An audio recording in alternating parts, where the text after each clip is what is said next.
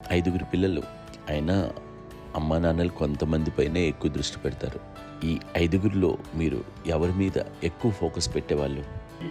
కళ్యాణ్ బాబు అండి. వాడంటే బాగా అంటే వాడు ఏది తినేవాడు కాదు అస్సలు. ఆడికి ఏ తింటాడని ఇప్పుడు వాడికి నచ్చకపోతే, ఇప్పుడు నేనైతే నచ్చకపోతే చాలా గోల్ చేసేవాడిని. అన్నయ్యకేమో చాలా అన్నయ్య ఏదైనా ఏది పెట్టినా తినేవాడు, అసలు అడ్జస్ట్మెంట్ మెంటాలిటీ. నాకేమో నచ్చకపోతే చాలా గొడవ పెట్టేవాడిని. తిండి ఇది ఒక అన్నం ఇదొక కూరలు అని వెళ్ళిపోయేవాడిని. అమ్మకు అమ్మతో తిట్టి నాకు వెజిటేరియన్ ఎలర్జీ ఉండేది, అంటే చిరాకు అనమాట. కళ్యాణ్ బాబు ఏంటంటే తనకి ఇష్టమైన ఫుడ్ ఉంటే తింటాడు సైలెంట్గా, బాగలేకపోతే సైలెంట్గా వెళ్ళిపోతాడు. అమ్మకి ఇదేంటండి వదిలేమో తన తింటాడు, అటు నిశ్శబ్దంగా నిరసన ప్రకటించేవాడు. దాంతో వాడి గురించి చాలా ప్రొటెక్టివ్గా చూసుకునేది అమ్మ. పైగా చిన్నప్పటి నుంచి కొంచెం వాడు వీక్గా ఉండేవాడు, అంత బలమైన ఇది కాదు. దాని తర్వాత కొంచెం అందుకని అమ్మ వాడిని స్పెషల్గా చూసుకునేది. అందుకని వాడు స్పెషల్ కిడ్ అయ్యాడు ఇంట్లో. మీ అమ్మగారు మీ అక్క చెల్లెళ్ళకి ఇచ్చిన సలహా ఏంటి? అంటే ఇండిపెండెంట్గా ఉందంటారు అమ్మ, ఎవరిలో డిపెండ్ అవ్వదు. ఈ పిల్లలు నువ్వే జాగ్రత్తగా పెంచు, ఎవరి మీద చేయకు, డిపెండెంట్గా పెట్టద్దు అని ఆవిడ మాకు బాగా ఎప్పుడు ఎక్కువ చెప్తుండేది.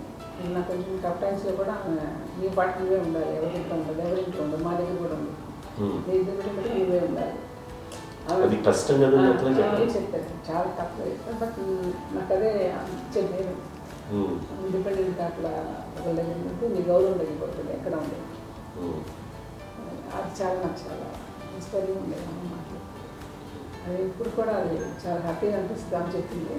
అంతే కదా, ఇప్పుడు మనకి ఏదైనా రోగాలు వస్తే వేసేస్తాం, దాన్ని బాధపడుతుంది మనమే.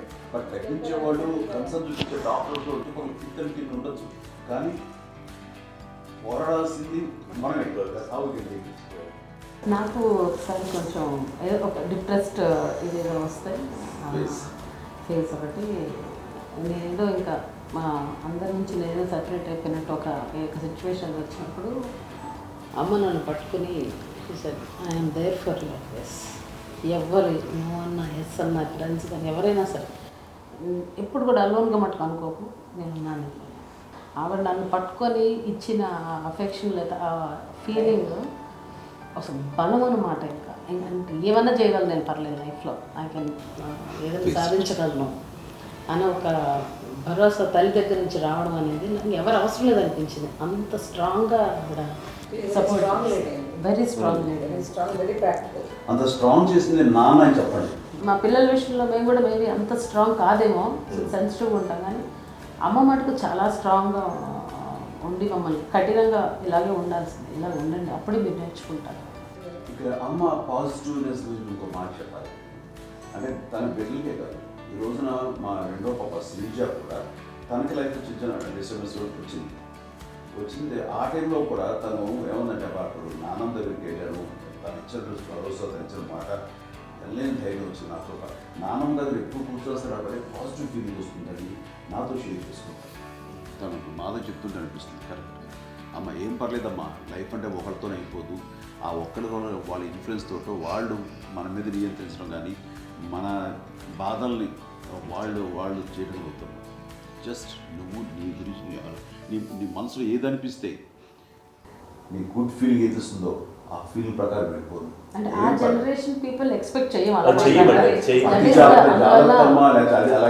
అలా కాదు, ధైర్యం ఉండి అందరికీ ధైర్యం బాగా నూరుకొస్తారు. ఫాదర్ కూడా, మా నాన్నగారు కూడా అస్సలు ఎప్పుడు అనేవాళ్ళు, ఎప్పుడు మీరు పెట్టే చెయ్యి మీరు ఎప్పుడు పైన తప్ప తీసుకుని ఎలాగ ఉండకండి, చేతులు పెట్టకండి అనే అట్లాంటివి చెప్తుండేవాళ్ళు. అందుకని మాకు ఇండివిజువాలిటీ మాకు బాగా, ఎప్పుడు కూడా ఒకళ్ళని అడగడం అని, ఈవెన్ బ్రదర్స్ని అడగాలన్నా కూడా మాకు అది పడిపోయింది మైండ్లో, కష్టపడుతుంది.